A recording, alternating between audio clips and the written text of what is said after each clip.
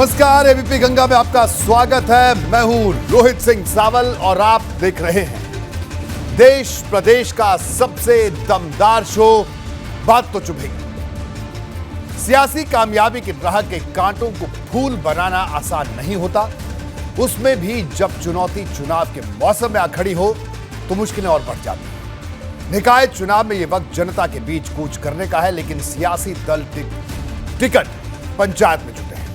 जी हां, यह टिकट तय करने से कुछ अलग मामला है। दरअसल जब एक ही सीट पर एक ही पार्टी के दो मजबूत दावेदार ताल ठोकने लगे तो बिना टक्कर के इस दंगल का फैसला करना आसान नहीं होता, लेकिन इस वक्त दिग्गज नेताओं को यही करना पड़ रहा है। सपा अध्यक्ष अखिलेश यादव ने आज मेरठ नगर निगम के मेयर पद के उम्मीदवार को लेकर ऐसी ही पंचायत की, इसे जनता के बीच जाने से पहले का आखिरी होमवर्क करार दिया जा रहा है। उधर भाजपा ने उम्मीदवार तय करने से ठीक पहले अपनी तोड़ फोड़ ब्रिगेड को फिर एक्टिव कर दिया है। इसकी नजर विरोधी खेमे के उन नेताओं पर है जिनके पास वोट का मजबूत बल है। अब ऐसे कई दिग्गजों को अपने पाले में लाने का दांव चला जाने लगा है। विरोधियों को चुभने वाले भाजपा के इस दांव के साथ ही आज मैं आपको बताऊंगा कि कांग्रेस ने नेहरू गांधी परिवार से अलग शास्त्री परिवार को लेकर कौन सी नई रणनीति बनाई है और क्या है इसका प्रयाग कनेक्शन। आप बने रहिए मेरे साथ और देखते रहिए बात तो चुभेगी।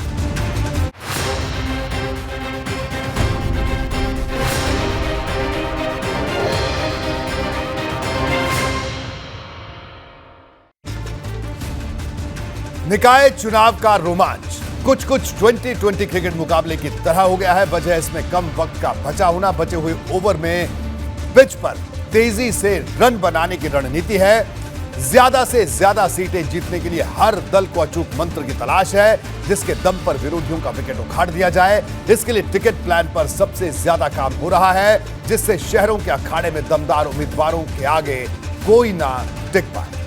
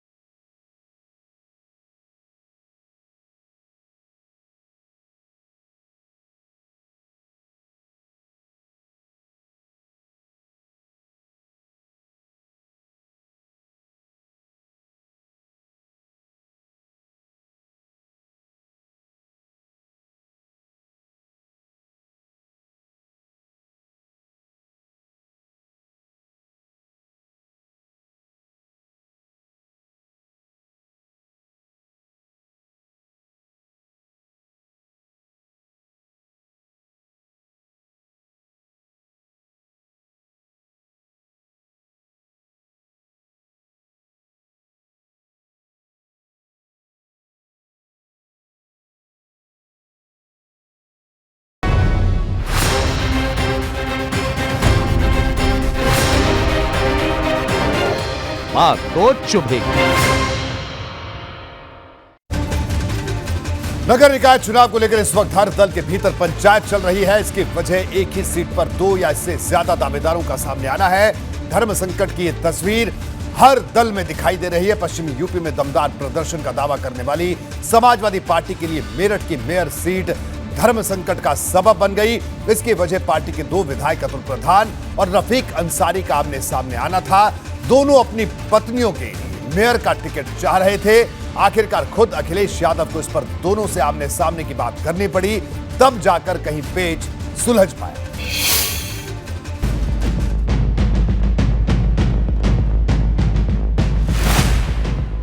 शहर शहर में ताल ठोक तैयारी है। हर दल के भीतर दिग्गज नेताओं की अपनी अपनी दावेदारी है।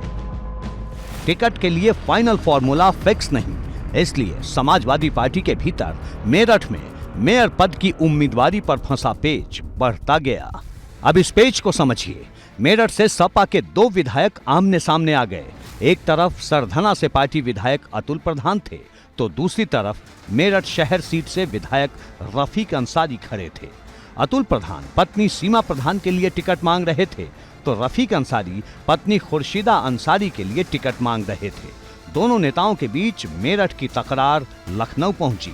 इनके बीच अखिलेश यादव को पंचायत करवानी पड़ी।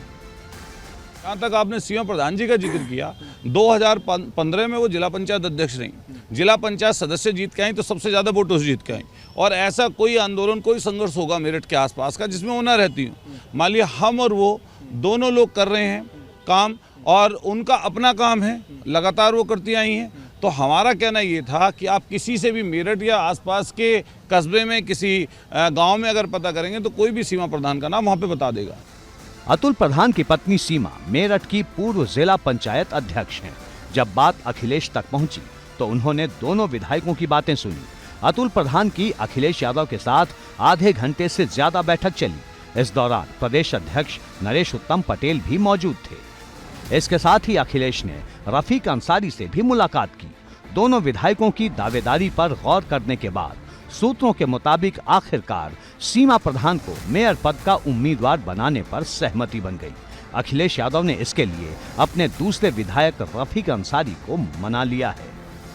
लगभग 1 घंटे अखिलेश यादव, नरेश उत्तम पटेल प्रदेश अध्यक्ष की मौजूदगी में मेरठ समाजवादी पार्टी के सभी बड़े नेता, मौजूदा विधायक, पूर्व मंत्री, राष्ट्रीय सचिव और तमाम पदाधिकारियों को बुलाया गया। जिलाध्यक्ष को बुलाया गया, महानगर अध्यक्ष को बुलाया गया, गुलाम मोहम्मद जो एमएलए हैं उनको बुलाया गया, शाहिद मंजूर पूर्व कैबिनेट मंत्री एमएलए हैं उनको बुलाया गया, रफीक अंसारी एमएलए हैं उनको बुलाया गया, अतुल प्रधान स्वयं हमारे साथ हैं, ये भी एमएलए हैं मेरठ से, इनको भी बुलाया गया। जिलाध्यक्ष जयबीर सिंह को बुलाया गया, महानगर अध्यक्ष आदिल चौधरी को बुलाया गया, पूर्व मंत्री अयूब अंसारी को बुलाया गया, राजपाल चौधरी पूर्व मंत्री हैं उनको बुलाया गया, और राष्ट्रीय महासचिव नीरज चौधरी को बुलाया गया, राष्ट्रीय सचिव आकिल मुर्तजा को बुलाया गया, और वर्तमान के 15 मौजूदा सपा के पार्षद बुलाए गए। और लगभग 1 घंटे मीटिंग अखिलेश यादव के साथ चली है। उम्मीदवारी उनकी बहुत मजबूत है। जब सब जाति वर्ग के लोग मिलते हैं और सब वर्ग लोग इकट्ठे हो जाते हैं, तभी किसी की जीत सुनिश्चित होती है। पूरे मेरठ में मैं तो ये कहता हूँ, भाजपा के जो भी प्रत्याशी बनेंगे, हमें उनका सामने इंटरव्यू करा लीजिएगा, पूछ लीजिएगा कितने मोहल्ले हैं, कहाँ कहाँ लोग रहते हैं, कौन सी नई कॉलोनियाँ बनी है, कौन सी पुरानी है, कहाँ पे मलिन बस्ती है, कहाँ पे क्या पुल की दिक्कत है, कहाँ पे कहीं तार की दिक्कत है। कहा जा रहा है कि मेरठ के ज्यादातर सपा नेता और कार्यकर्ता विधायक अतुल प्रधान की पत्नी सीमा प्रधान को टिकट देने के हक में थे। इसी वजह से पलड़ा अतुल प्रधान की पत्नी की तरफ झुक गया। मैं एक बात आपको कैमरे बताना चाहता हूँ। मान लिया राष्ट्रीय अध्यक्ष जी मुझसे कहने लगे कि आप विधायक हो, जाइए इस्तीफा दे के आइए, तो मैं 1 मिनट 1 सेकंड नहीं लगाऊंगा इस्तीफा देने में। जहाँ तक इसकी बात है कि आप कह रहे हो प्रत्याशी बनाने की, प्रत्याशी अगर वो किसी का पर्चा लिखकर भी नाम लिखकर भेज देंगे, हम लोग उसी को चुनाव लड़ाएंगे। वाह, क्या बात है। और ये देखिए, जब आप किसी दल पार्टी में होते हैं, नेता के साथ निष्ठा आपकी जुड़ी होती है, तो फिर उनके द्वारा किया गया निर्णय वो सर्वोच्च होता है। एक नगर निगम के उम्मीदवार को तय करने के होमवर्क में अखिलेश यादव का इतना समय लगाना बताता है कि आखिर ये चुनाव समाजवादी पार्टी के लिए कितना अहम है। और इससे ये समझना भी मुश्किल नहीं कि एक सीट की जंग को कितनी गंभीरता से लिया जा रहा है। एबीपी गंगा के लिए लखनऊ से विवेक त्रिपाठी के साथ वीरेश पांडे की रिपोर्ट। और अब मैं आपको बता देता हूं कि आखिर अतुल प्रधान को सपा अध्यक्ष की तरफ से इतनी तवज्जो क्यों दी जा रही है। जी इसको समझिए, अतुल प्रधान को तवज्जो क्यों। अतुल प्रधान गुर्जर समाज से आते हैं, सपा के फायर ब्रांड नेताओं के रूप में पहचान है, अखिलेश यादव के बेहद करीबी हैं पश्चिमी यूपी में भाजपा विरोधी बड़े चेहरों में एक है। लोकसभा चुनाव के गणित के लिहाज से मेरठ पर फैसला, मेरठ के मेयर पद के लिए टिकट पर सोच समझकर फैसला। अखिलेश यादव टिकट बंटवारे में संतुलन साधना चाहते हैं। पश्चिमी यूपी में गुर्जरों की बड़ी आबादी है। मेरठ, सहारनपुर, बिजनौर, संभल में बड़ी तादाद है। शामली, संभल, बिजनौर, नोएडा में खासा असर है। 25 से 30 विधानसभा सीटों पर असरदार है गुर्जर वोटर।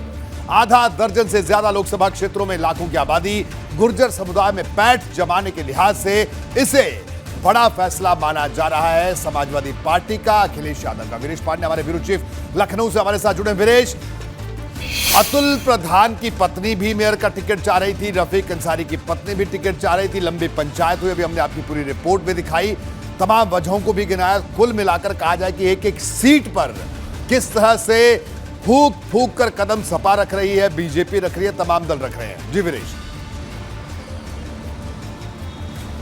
देखिए रोहित जी, पिछली बार जो निकाय चुनाव हुए थे, कोई भी मेयर सीट या कह सकते हैं नगर निगम पर जो समाजवादी पार्टी है उसकी बोहनी नहीं हुई थी, उसका कोई मेयर नहीं हुआ था। लेकिन जो मेरठ है, मेरठ में बसपा चुनाव जीती थी, यानी विपक्ष चुनाव जीता था, भाजपा को हरा के जीता था। इसलिए इस बार समाजवादी पार्टी के मुखिया को होप है, आशा है, उम्मीद है कि वहाँ पर समाजवादी पार्टी के 4 विधायक जीते हैं और ऐसी स्थिति में हम कब्जा कर सकते हैं। पिछली बार बसपा कर सकती है तो इस बार सपा कर सकती है, और अगर पश्चिमी उत्तर प्रदेश में हम कब्जा कर सकते हैं तो इसका एक बड़ा संदेश जाएगा और एक बड़ा समीकरण सधेगा। जिस तरीके से वहाँ जाट आरएलडी के नेता जयंत चौधरी के साथ उनके पक्ष में हैं, वैसे ही गुर्जरों का नेता अतुल प्रधान के तौर पर उनके साथ हो जाएगा। जो अकलियत के लोग हैं वो उनके साथ पहले से MY समीकरण के साथ मौजूदा स्थिति में बने हुए हैं। 22 में ये बात सिद्ध भी हुई। इसलिए तमाम समीकरणों को समझते हुए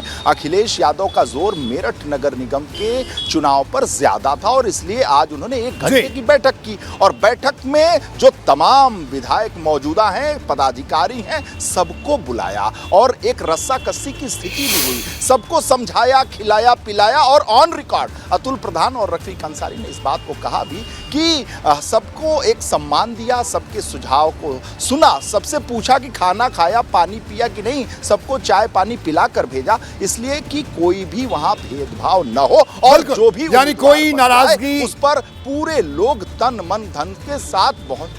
बिल्कुल वीरेश, यानी कोई नाराज ना हो, इस बात का खासा ख्याल रखा जा रहा है। वीरेश, आप हमारे साथ बने रहिए, आपके पास दोबारा लौटूंगा।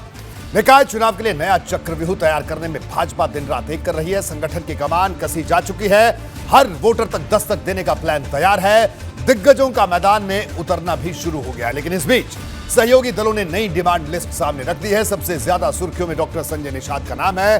डॉक्टर निषाद पार्टी के अध्यक्ष हैं और योगी सरकार में कैबिनेट मंत्री भी। डॉक्टर संजय ने बाकायदा अपनी लिस्ट की गिनती सुना दी है। दावा है कि उनकी मांग मानी गई तो मछुआ समाज का पूरा वोट भाजपा के पाले में जाना तय है, ये उनका दावा है। भाजपा के नाम अपनी डिमांड लिस्ट जारी करने वाले डॉक्टर संजय निषाद खुलकर मन की बात कह रहे हैं। पहले ये जान लीजिए कि आखिर निषाद पार्टी भाजपा से मांग क्या रही है। पहले फेज में आपने कितना टिकट मांगा? देखिए, हमने लगभग नगर पंचायत के हैं 9 हैं और उतने ही के आसपास नगर पालिका के भी हैं। मेयर के लिए हमने कोई आवेदन नहीं किया। मैंने भी वार्डों में जो इतना हर जिले में लगभग हमारे वार्ड में जहाँ जहाँ संगठन के लोग खड़े हैं उस वार्ड में कहीं 4, कहीं 5 है, कहीं 10, इस तरीके से है। मांग खुली है, कोई पर्देदारी नहीं। वादा है कि इससे ज्यादा कुछ और नहीं चाहिए और गारंटी है कि भाजपा ने मांग मान ली तो थोक तादाद में उनके समर्थक समाज का वोट मिलेगा। मैं तो भाई समाज का, देश के भले के लिए राजनीति करने के लिए आया हूँ और उनकी भलाई के लिए तभी हो सकता है जब उनके पक्ष की बजट बने, उनके पक्ष के लिए कानून बने, उनके लिए साफ सफाई और स्वास्थ्य का ध्यान दिया जाए। ये तभी संभव है जब ट्रिपल इंजन की सरकार हो, दिल्ली, प्रदेश और निकाय का चुनाव हो। तो मैं जब सरकार के साथ हूँ तो सरकार के साथ मिलकर चुनाव लड़ रहे हैं। हमारे जहाँ कार्यकर्ता जीत सकते हैं, क्योंकि उनकी लिस्ट हमने दे दी प्रदेश अध्यक्ष को पहले फेज की। दावेदारी और दिली ख्वाहिश साथ साथ चल रही है। संजय निषाद ने 2 टूक कहा कि उनकी नजर मेयर सीट पर नहीं है और ये बात वो भाजपा के प्रदेश अध्यक्ष से कह भी चुके हैं।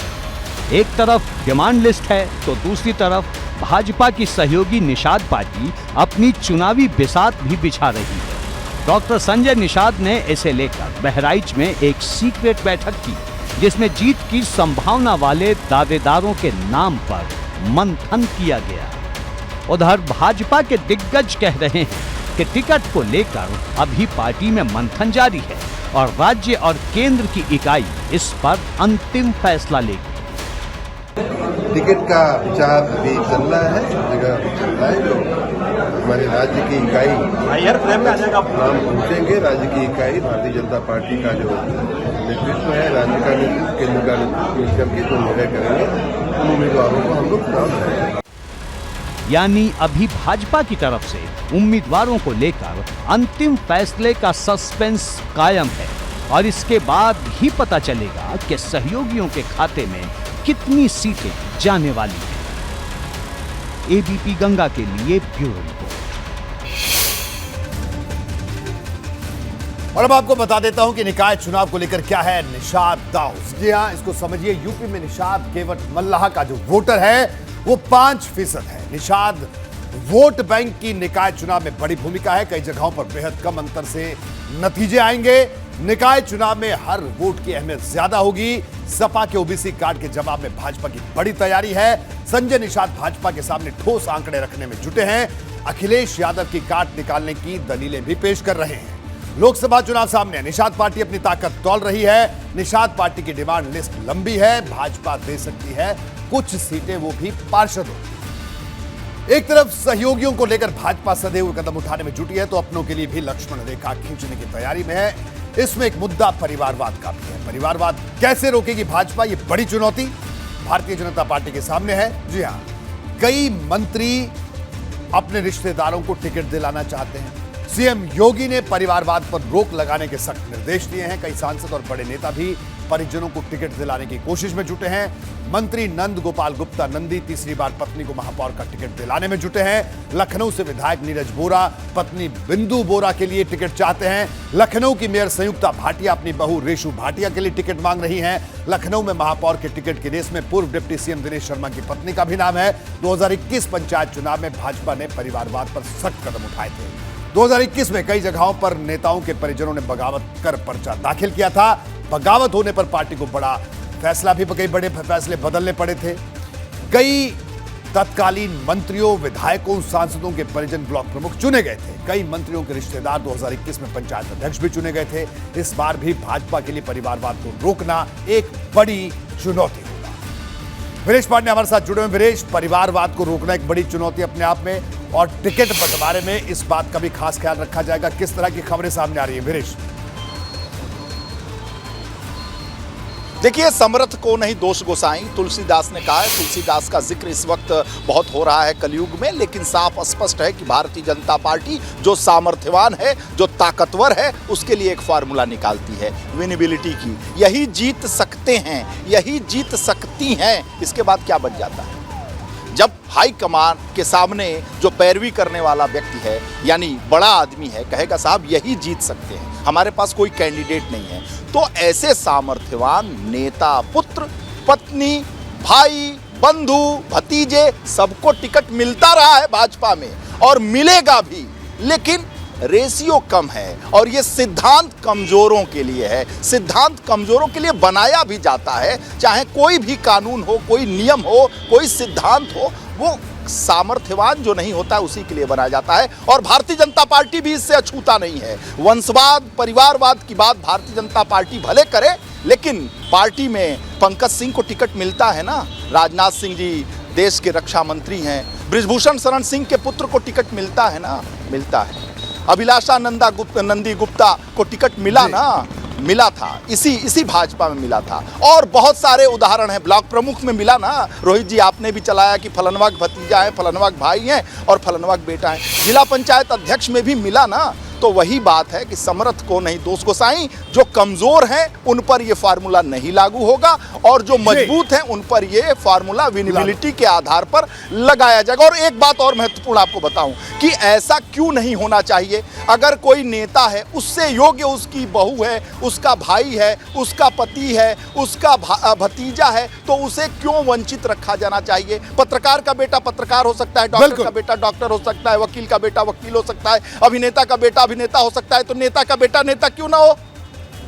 बिल्कुल वीरेश, बात ये भी जायज है, व्यवहारिक है और बिल्कुल विनेबिलिटी, लेकिन एक बड़ा पहलू रहता है हर पार्टी के लिए। वीरेश, आप बने रहिए, आपके पास दोबारा लौटेंगे। उत्तर प्रदेश में निकाय चुनाव को लेकर सियासी हलचल बढ़ने लगी है। खासकर पूर्वांचल का माहौल सबसे ज्यादा गर्म है, क्योंकि इस बीच सुभासपा अध्यक्ष ओम प्रकाश राजभर ने प्रयागराज और वाराणसी समेत 5 नगर निगम के मेयर प्रत्याशियों की घोषणा कर दी। लेकिन जैसे ही सुभासपा ने मेयर प्रत्याशियों की घोषणा की, पार्टी के भीतर ही हड़कंप मच गया, क्योंकि प्रयागराज से जिस प्रत्याशी के नाम की घोषणा हुई, उसने खुद को सुभासपा का नेता होने से ही इनकार कर दिया।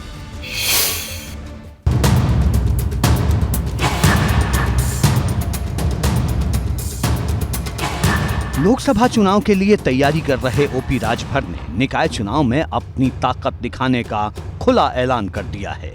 ओपी राजभर ने नगर निकाय चुनाव के लिए प्रत्याशियों की पहली लिस्ट जारी की। सुभासपा की तरफ से नगर निगम की 5 सीटों के लिए मेयर प्रत्याशी घोषित किए गए। इसके अलावा 87 नगर पालिका और 117 नगर पंचायत में चुनाव लड़ने की भी तैयारी है। लखनऊ से सुभासपा ने अलका पांडे को अपना प्रत्याशी बनाया है, जबकि गाजियाबाद से दयाराम भार्गव और कानपुर से रमेश राजभर प्रत्याशी हैं। वाराणसी से आनंद तिवारी और प्रयागराज से महेश प्रजापति का नाम जारी किया गया है। रमेश राजभर कानपुर, श्रीमती अलका पांडे लखनऊ मेयर, आनंद तिवारी बनारस, महेश प्रजापति इलाहाबाद प्रयागराज, गाजियाबाद भार्गव दयाराम भार्गव। लेकिन जो ओपी राजभर पूर्वांचल में खेला करने की तैयारी कर रहे हैं, उनके साथ ही खेला हो गया। पार्टी ने जिस महेश प्रजापति को प्रयागराज सीट से मेयर का प्रत्याशी बनाया, उन्होंने चुनाव लड़ने से ही मना कर दिया। उन्होंने यहां तक कह दिया कि वो सुभासपा के सदस्य तक नहीं है, बल्कि वो तो भागीदारी मोर्चा के पदाधिकारी हैं। देखिए, मुझे कोई जानकारी नहीं थी। मैं लखनऊ आया था, कुछ काम था जो है, और किसी ने मुझे फ़ोन किया, बताया कि आपका जो है मेयर पद के लिए नाम उन्होंने जो है बताया है। बिना बात किए आपको मेयर घोषित कर दिया? मेरी कोई बात नहीं हुई है। अभी मैं यहाँ से जाऊँगा तो बात करूँगा जो है कि आखिर ऐसा क्या हुआ है। और हम वहाँ से सुनील प्रजापति को लड़ा रहे हैं, भागीदारी पार्टी से, इलाहाबाद प्रयागराज से सुनील प्रजापति जी हमारे मेयर पद के प्रत्याशी हैं। तो अभी हम लिस्ट वही को प्रत्याशी घोषित कर दिया, आपको पता ही नहीं? नहीं, मुझे कोई जानकारी, जब मेरी कोई बात ही नहीं हुई तो मैं क्या बताऊँ। सवाल यह है कि ओपी राजभर की तरफ से इतनी बड़ी गलती कैसे हो गई। मीडिया के जरिए नाम घोषित करने से पहले क्या महेश प्रजापति से बात तक नहीं की गई? उधर जैसे ही ये खबर सुभासपा के खेमे में पहुंची, वहां भी हड़कंप मच गया। पार्टी की तरफ से बताया गया कि महेश प्रजापति का नाम गलती से चला गया। आनंद फानन में पार्टी ने प्रयागराज से उपेंद्र निषाद को प्रत्याशी बनाने की बात कही। असल में देखिए, वो मिसप्रिंट था। उपेंद्र निषाद नाम है और उसमें महेश जो बयान आया है, महेश भागीदारी पार्टी का नेता है। उनसे जाके पूछ रहे हैं। तो अब भागीदारी पार्टी से हमसे क्या मतलब है?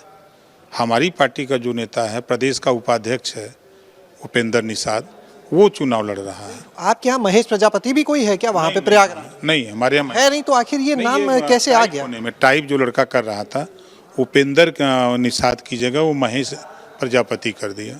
वो ये जब टाइप हो रहा था उसमें मिसप्रिंट है। ओपी राजभर लोकसभा चुनाव से पहले अपनी सियासी ताकत दिखाना चाहते हैं। भाजपा से लेकर सपा तक को ये बताना चाहते हैं कि उनके साथ गठबंधन करने की अहमियत कितनी है। निकाय चुनाव में ओपी राजभर की पार्टी शराबबंदी, जातिगत जनगणना और महिलाओं के आरक्षण के मुद्दे पर जनता के बीच जाने की तैयारी में है। तो जब तक एक गांव का छोटा चुनाव होता है, गांव का चुनाव लड़ने वाला व्यक्ति हर मतदाता के नहीं पहुंच पाता है। जब वो पर्चा भरता है तो लोग उसको नोटिस में लेना शुरू करते हैं। एक इलाके में इतना बड़ा जिला है, एक इलाके में आदमी काम करता है, जब वो मैदान में आता है तो पूरे जिले के लोग, आप हम ही को ले लीजिए, हम लगभग 32 जिले में काम करते थे। वीरेश पांडे हमारे साथ लगातार जुड़े हैं। वीरेश, ओम प्रकाश राजभर ने कहा मिसप्रिंट हो गया, नेता से आपने बात की, लेकिन कुल मिलाकर इतना जरूर है कि ओम प्रकाश राजभर अपने प्रत्याशी तो खड़ा कर रहे हैं। अब वो किसको फायदा पहुंचाएंगे, किसको नुकसान पहुंचाएंगे, इसके लिए कुछ इंतजार करना होगा, लेकिन फिलहाल मिसप्रिंट का दौर चल रहा है। देखिए रोहित जी, जहां तक आप ओम प्रकाश राजभर को जानते हैं और मैं भी जानता हूं, दो बातें इस पे कहना चाहूँगा। मैं प्रेस कॉन्फ्रेंस में मौजूद था जब ओम प्रकाश राजभर अपनी बातों को रख रहे थे, प्रत्याशियों का नाम घोषित कर रहे थे। वो वीडियो निकाल कर देख लीजिए, एक एक नाम को अटक कर, लटक कर, पटक कर पढ़ रहे थे। ऐसे पढ़ रहे थे जैसे कोई अचानक कोई नाम आ गया, बाउंस हो गया, और किसी का भी नाम इसी तरह से वो पढ़ रहे थे। और जो आदमी अर्क, प्रजापति, बिंद और पता खट खट खट खट खट खट खट 50 नाम बताते हैं और बिना कन्फ्यूजन के, तो उनकी राजनीतिक शैली को आप जानते हैं कि वो किस रूप से अब वो आपको भी याद होगा कि अर्क, प्रजापति, बिंद, कुहार, पता नहीं 25-30 बिरादरियों का नाम ले लेते हैं और एक पॉज नहीं लेते हैं। तो ऐसे पॉज वो ले रहे थे प्रेस कॉन्फ्रेंस में कि ये नाम कहाँ से आ गए, अचानक आ गए। और दूसरी बात ये कहना चाहूँगा कि इनके यहाँ कोई मिसप्रिंट नहीं होता है जी। ये जो हैं सबको मिसप्रिंट कर देने वाले चचा हैं, बहुत फेमस है इस मामले में। दूसरे को मिसप्रिंट कर देंगे, इनके यहाँ से कोई मिस नहीं होता है, यहाँ सब फिक्स होता है। और फिक्स के चचा जो हैं कभी मिस नहीं कर सकते। और टीवी पे तो चूंकि गलती हो गई, महेश प्रजापति ने बगावत कर दी और कह दिया कि साहब मुझे बिना पूछे उन्होंने टिकट कैसे दे दिया। मैं तो खुद एक दूसरी पार्टी का नेता हूं, मेरी भागीदारी पार्टी है, मैं गठबंधन में हूं, मैं उनके साथ गठबंधन में हूं, मेरा दूसरा प्रत्याशी है, तो मुझे कैसे बना दिया। मैं जाके उनसे पूछूंगा, अपनी नाराजगी व्यक्त करूंगा कि आखिर ऐसी गलती कैसे हुई। लेकिन जो आपने कहा कि मिसप्रिंट हो गया, तो वो साहब जब प्रेस कॉन्फ्रेंस कर रहे थे तो भी स्पष्ट नाम नहीं बता रहे थे। सारे मीडिया के लोग ये चर्चा कर रहे थे कि आखिर जो ओम प्रकाश राजभर जी हैं, कहा जाता है कि दिमाग के बड़े शार्प हैं, तो ऐसा क्यों अटक के लटक के सबका नाम पढ़ रहे हैं, प्रत्याशियों का नाम कैसे नहीं पढ़ पा रहे हैं। तो ऐसा कुछ नहीं। बिल्कुल वीरेश, अटकना भटकना कहीं ना कहीं कई सवाल खड़े करता है। बढ़ते आगे और बात भाजपा की सीक्रेट स्ट्राइक की, जो बहुत जल्द विरोधी दलों पर दिखाई देने वाली है। दरअसल भाजपा की सेंधमारी ब्रिगेड ने विरोधियों के खिलाफ कमर तोड़ प्लान तैयार किया है। यह ऐसा प्लान है जो निकाय चुनाव में भाजपा को मजबूती तो देगा ही, साथ ही जमीनी स्तर पर विरोधी दलों को पस्त भी करेगा। चर्चा है कि बहुत जल्द भाजपा दूसरे दल के नेताओं को पार्टी में शामिल कराने के लिए अभियान की शुरुआत करेगी। इसमें कई नेता ऐसे हैं जो स्थानीय निकाय चुनाव में अपनी ताकत दिखा चुके हैं।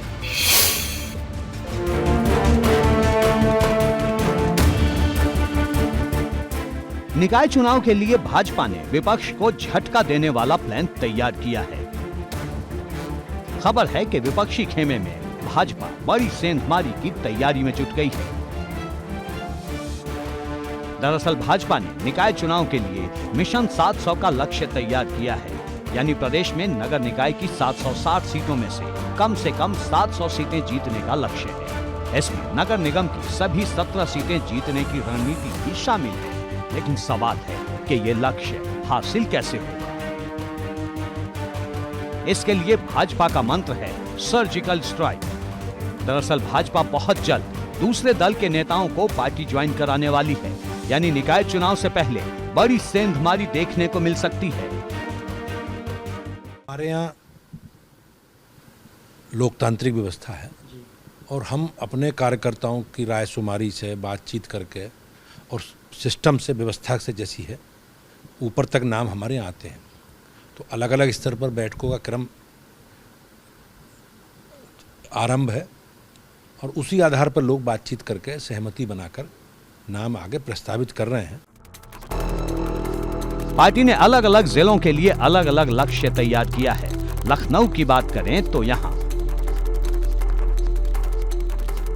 भाजपा ने मिशन 100 का लक्ष्य तय किया है। लखनऊ में महापौर के अलावा 10 नगर पंचायत और 110 वार्ड हैं। इसके लिए वर्तमान निर्दलीय और पूर्व पार्षद भाजपा के संपर्क में हैं, जबकि कुछ विपक्षी नेताओं से भी भाजपा की बातचीत चल रही है। कुछ नेता ऐसे भी हैं जिनसे खुद भाजपा के नेता संपर्क करने की कोशिश में हैं। विपक्षी दलों में सेंधमारी की जिम्मेदारी पार्टी ने मुख्य रूप से 3 लोगों को सौंपी है। डिप्टी सीएम ब्रजेश पाठक, परिवहन मंत्री दयाशंकर सिंह और पूर्व डिप्टी सीएम दिनेश शर्मा। इसमें लखनऊ की जिम्मेदारी तो मुख्य रूप से डॉक्टर दिनेश शर्मा के कंधों पर ही है। चर्चित नामों की बात करें तो कांग्रेस पार्षद रहे अमित चौधरी भाजपा में शामिल हो सकते हैं। इसी तरह राजीव गांधी की भी भाजपा में जाने की चर्चा तेज है। राजीव गांधी 2022 के विधानसभा चुनाव में कैंट से समाजवादी पार्टी के उम्मीदवार जिन्हें भाजपा प्रत्याशी ब्रजेश पाठक ने हराया था। वैसे तो पिछले चुनाव में भी राजीव गांधी की भाजपा में जाने को लेकर चर्चा थी, लेकिन बाद में सपा से ही उनकी पत्नी चुनाव लड़ी और जीती। जनता सब समझ रही है और उसी कारण से आप पूरे जगह देखेंगे समाजवादी पार्टी कार्यालय पूरा भरा हुआ है। पूरे प्रदेश से लोग आ रहे हैं समाजवादी पार्टी में विचारधारा और सोच के साथ जुड़ने के लिए और बड़ी संख्या में चाहते हैं कि टिकट समाजवादी पार्टी से मिल जाए। और कोई सेंधमारी नहीं है, लगातार भाजपा के बड़े तबके में एक नाराजगी है, उनका भी मन वहाँ पर नहीं लग रहा। हम लोग अपनी विचारधारा में उन सबका स्वागत करते हैं, आए। लखनऊ से लेकर मेरठ तक भाजपा का सेंधमारी प्लान विरोधियों के खेमे में खलबली मचा रहा है। दरअसल मेरठ में 90 वार्ड है और भाजपा के अंदर 600 से ज्यादा दावेदार।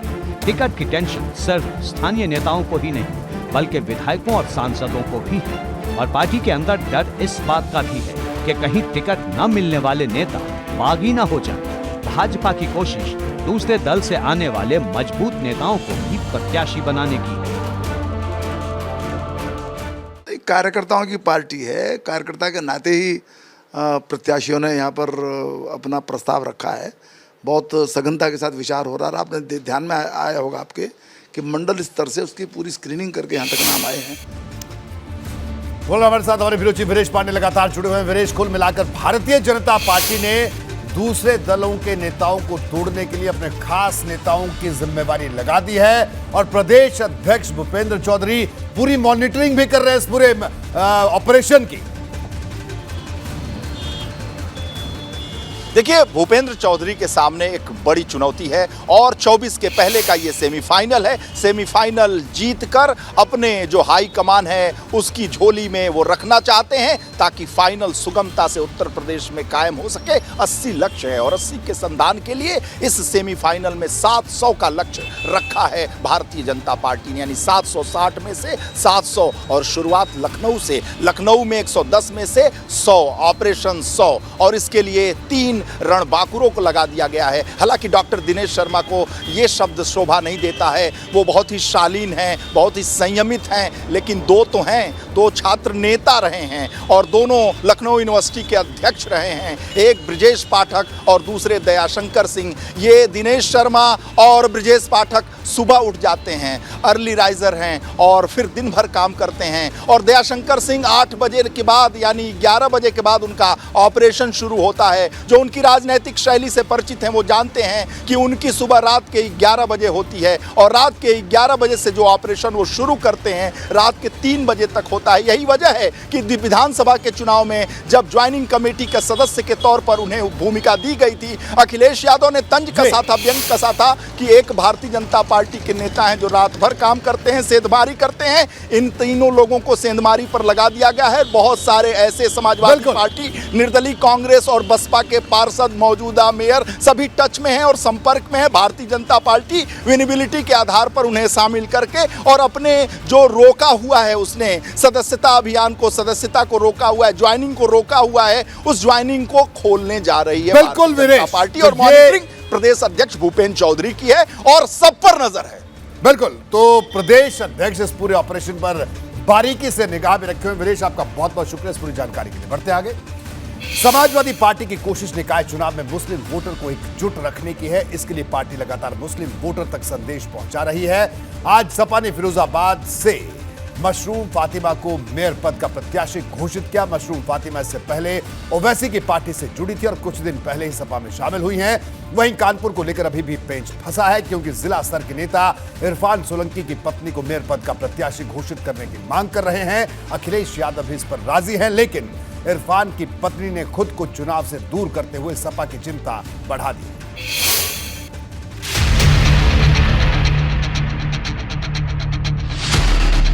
24 के चुनाव में मुस्लिम मतदाताओं का मूड क्या रहने वाला है, इसका ट्रेलर निकाय चुनाव में काफी हद तक साफ हो जाएगा। अब सवाल कांग्रेस और समाजवादी पार्टी के सामने है कि वो अपने वोट बैंक को बचाने के लिए क्या रणनीति बनाती हैं। आज दिन भर ये चर्चा रही कि कानपुर में समाजवादी पार्टी विधायक इरफान सोलंकी की पत्नी को चुनाव लड़वा सकती है। हालांकि इरफान की पत्नी नसीम सोलंकी ने खुद ऐसी अटकलों पर पूर्ण विराम लगा दिया। नसीम ने अखिलेश यादव से मुख्यालय पर मुलाकात की थी। इरफान की पत्नी ने कहा कि वो चुनाव लड़ने की हालत में नहीं है क्योंकि पूरा परिवार मानसिक तनाव से गुजर रहा है। सबसे बड़ा नाम महापौर पद के प्रत्याशी के तौर पर नसीम सोलंकी का, इरफान सोलंकी की पत्नी का बताया जा रहा है।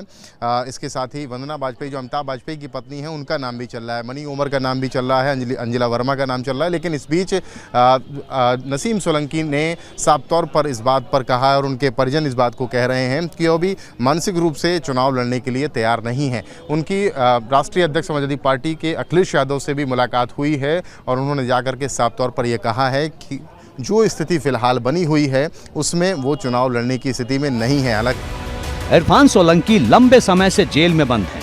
ऐसे में अखिलेश कानपुर में सहानुभूति दांव खेलने की तैयारी में है। सूत्र बताते हैं कि अखिलेश ने इरफान की पत्नी को एक बार फिर फैसले पर विचार करने का वक्त दिया है। तो चर्चा बहुत जोरों में है, शहर में भी और लखनऊ में भी, इरफान सोलंकी की पत्नी को लड़ा दिया जाए।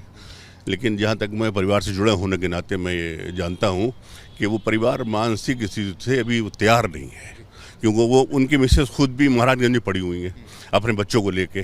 अब चुनाव को टाइम देना है, वहाँ किसको देखें।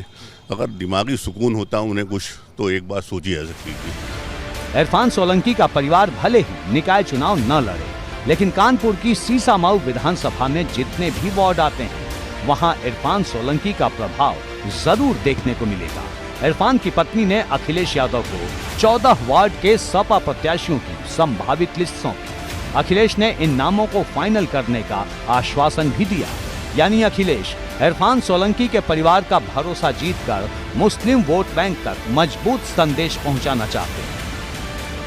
समाजवादी पार्टी में भी मंथन चल रहा है कि महापौर पद का प्रत्याशी किसको बनाया जाए और नगर निगम के पार्षदों के लिए जो 110 चेहरे चुनने हैं उस पर भी मंथन चल रहा है। समाजवादी पार्टी कार्यालय के भीतर हम मौजूद हैं, जहां पर पूर्व सांसद राजा रामपाल जी हैं, पूर्व विधायक सतीश निगम हैं, जो कानपुर समाजवादी पार्टी के महानगर अध्यक्ष हैं फजल महमूद हैं वो हैं, सम्राट विकास हैं जो चुनाव लड़ चुके हैं किदवई नगर से, अभिमन्यु गुप्ता हैं, अमिताभ वाजपेयी, मोहम्मद हसन रूमी, तमाम ऐसे बड़े नेता यहाँ पर मौजूद हैं जिनसे कंसेंसस बनाने की कोशिश की चल रही है। एक तरफ सपा की कोशिश मुस्लिम वोटर को अपने साथ जोड़कर रखने की है, तो भाजपा कई मुस्लिम वार्ड में सपा और कांग्रेस को झटका देने की तैयारी में है। सपा छोड़कर भाजपा में जाने वाले एजाज अहमद ने वार्ड 73 से आवेदन किया है। सपा छोड़कर भाजपा में जाने वाले हाजी मुन्ना नवाब ने वार्ड 97 से टिकट मांगा है। सपा छोड़कर भाजपा में जाने वाले मीनू खान ने वार्ड 107 से टिकट की मांग की है, जबकि कांग्रेस छोड़कर भाजपा में जाने वाले शमशुल अंसारी ने वार्ड 96 से आवेदन किया है। भाजपा बहुत पहले से कहती आ रही है कि वो नगर निकाय चुनाव में पसमानदा समाज के मुस्लिमों को टिकट देगी। अब भाजपा की तरफ से ये ऐलान कब होगा, इसका सबको इंतजार है। एबीपी गंगा के लिए कानपुर से रतीश त्रिवेदी की रिपोर्ट। बात लोकसभा चुनाव की, जिसकी तैयारी की एक तस्वीर आज कांग्रेस अध्यक्ष मल्लिकार्जुन खड़गे के घर से सामने आई।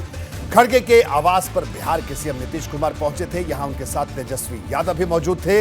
राहुल गांधी की मौजूदगी में विपक्षी दलों की बड़ी बैठक संपन्न हुई। राहुल से मिलने के बाद नीतीश और तेजस्वी दिल्ली के मुख्यमंत्री अरविंद केजरीवाल से मिलने पहुंचे। माना जा रहा है कि 24 के चुनाव से पहले विपक्षी एकता का मंच नए सिरे से तैयार हो रहा है। हालांकि अभी भी यह सवाल बरकरार है कि अखिलेश यादव की भूमिका क्या होगी।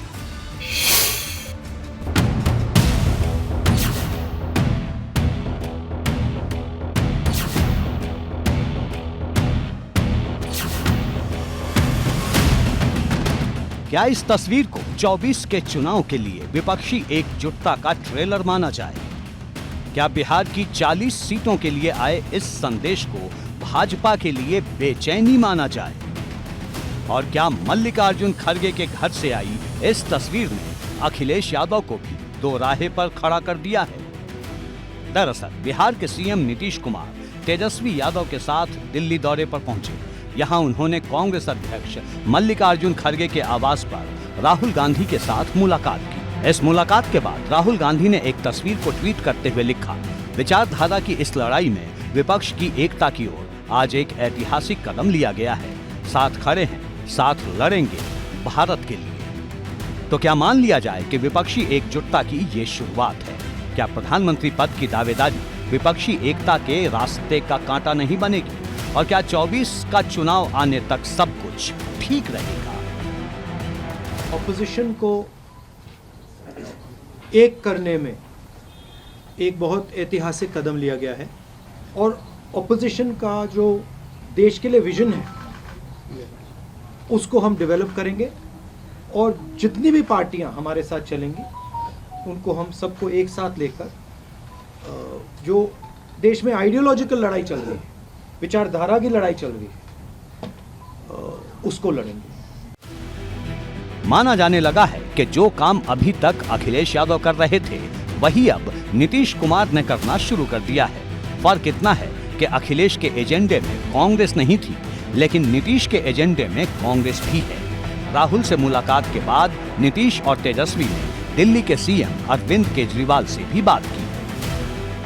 काफी देर बहुत ही हम लोगों ने चर्चा कर ली और जो आपको बताया अभी, तो इन्होंने जानकारी दे ही दी है कि अधिक से अधिक पार्टियों को पूरे देश में एकजुट करने का प्रयास करें। 2024 के लोकसभा चुनाव से पहले नीतीश कुमार का दिल्ली दौरा काफी अहम माना जा रहा है।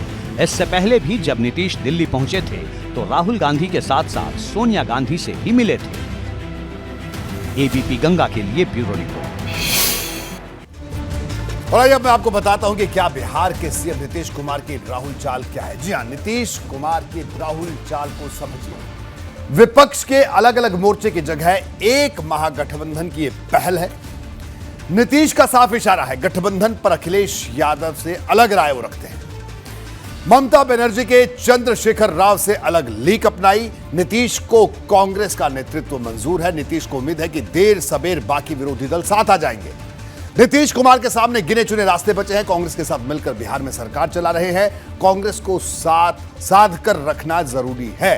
राहुल ने बताया विपक्षी एकता की ओर ऐतिहासिक कदम, और राहुल का साथ खड़े रहने और साथ लड़ने का भी ऐलान है। तो यह है नीतीश कुमार की वो रणनीति जो लोकसभा चुनाव को केंद्र में रखकर वो अपना रहे हैं। बहरहाल आज बात तो चुभेगी में इतना ही। दीजिए इजाजत, नमस्कार।